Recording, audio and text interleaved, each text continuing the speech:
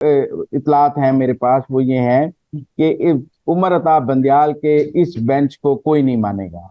इस बेंच पर सवालिया निशान है, इस बेंच की खदोखाल पर बहुत सवालिया निशान है, और ये फोरम पिकिंग और बेंच फिक्सिंग जो है आगे जाकर अदलिया के लिए मजीद मसाइल पैदा करेगी। अच्छा मुजम्मिल साहब, एक और आज फैसला आया है सुप्रीम कोर्ट की तरफ से, गुलाम महमूद डोगर को सीसीपीओ लाहौर बहाल कर दिया गया है। क्या इस्टेब्लिशमेंट डिवीजन उनको सीसीपीओ लाहौर दोबारा तैनात कर देगी? देखिए, उनको उनकी जो सस्पेंशन है और जो पंजाब से उनको निकाला गया था, वो दोनों ऑर्डर तो खत्म हो गए हैं।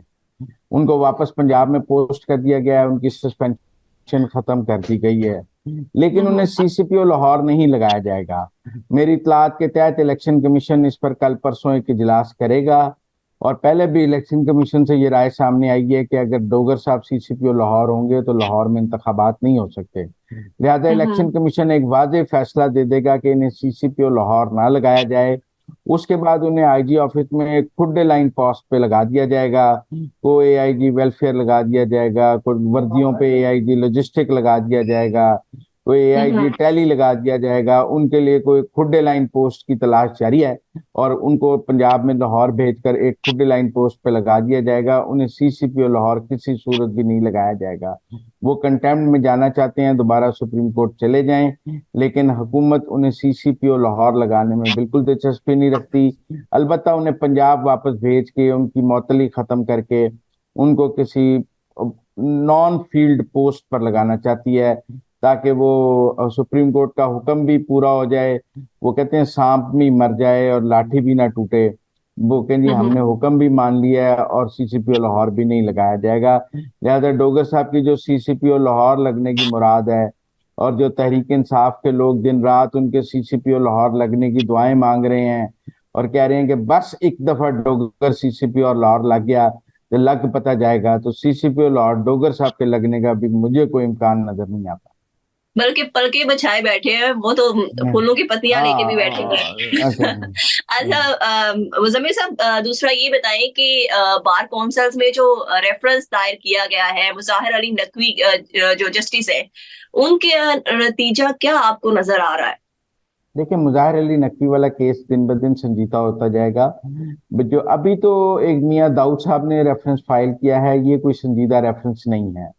6 रेफरेंस उनके खिलाफ अगले 2 से 3 दिन में पीर मंगल तक दायर हो जाएंगे, हम्म। जिनमें Pakistan bar council, Punjab bar council, Sindh bar council, KP bar council, Balochistan bar council और इस्लामाबाद बार कौंसल, ये 6 सारी बार कौंसल मुजाहिर अली नकवी के खिलाफ मंगल तक रेफरेंस दायर कर देंगी।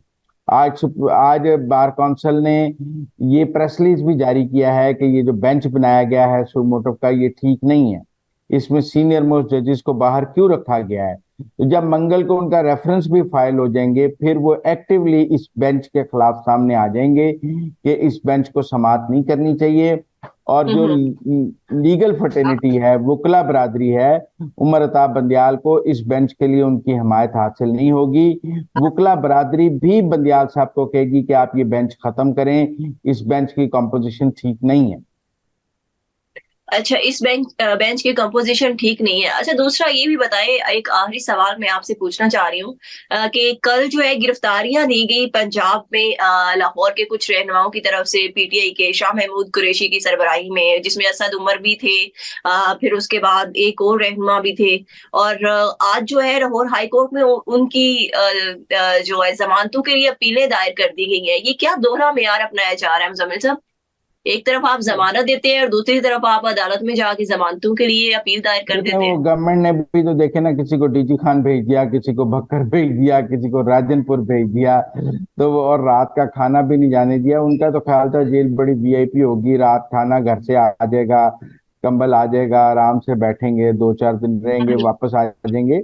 लेकिन हुकूमत को उन्हें आसान जेल देने के लिए तैयार नहीं थी, आज उनकी शिफ्टिंग भी हो गई है। तो ऐसी जेल काटना तो बहुत मुश्किल होता है। बल्कि मुजम्मिल साहब, मैं एक और इन्फॉर्मेशन ऐड कर दूं कि जैन कुरैशी जो बेटे हैं शाह महमूद कुरैशी साहब के, उन्होंने आज एक अपील दायर की है कि अदालत में पेश किया जाए शाह महमूद कुरैशी साहब को।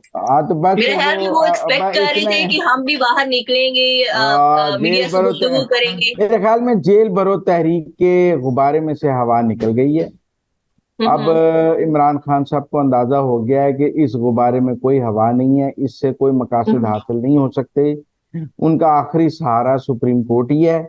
ये जेल भरो तहरीक वो जो प्रेशर बनाने के लिए चलाना चाहते थे वो काउंटर प्रोडक्टिव हो गया है।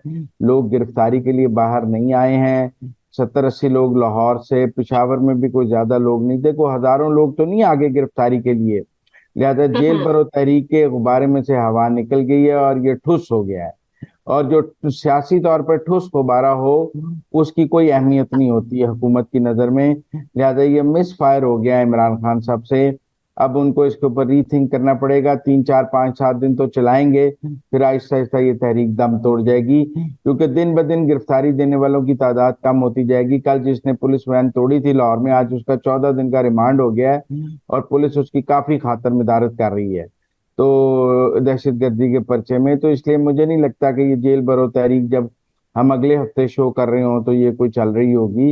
ये अपनी अपनी मंतकी इंजाम और अपनी तिबी मौत मार जाएगी 1 हफ्ते के अंदर। अच्छा, दूसरी तरफ जो मरियम नवाज ने अपने वोट को बूम अप करने के लिए जो ये महाज उठाया है और वो काफी जलसे जुलूस भी कर रही है, क्या आपको लगता है कि वो बूस्ट अप कर लेंगी नून लीग के रहनुमाओं को, जो अपने वर्कर्स को, देखिए आहिस्ता आहिस्ता मोमेंटम नवाज पकड़ शरीफ की रहा है। अदम मौजूदगी में?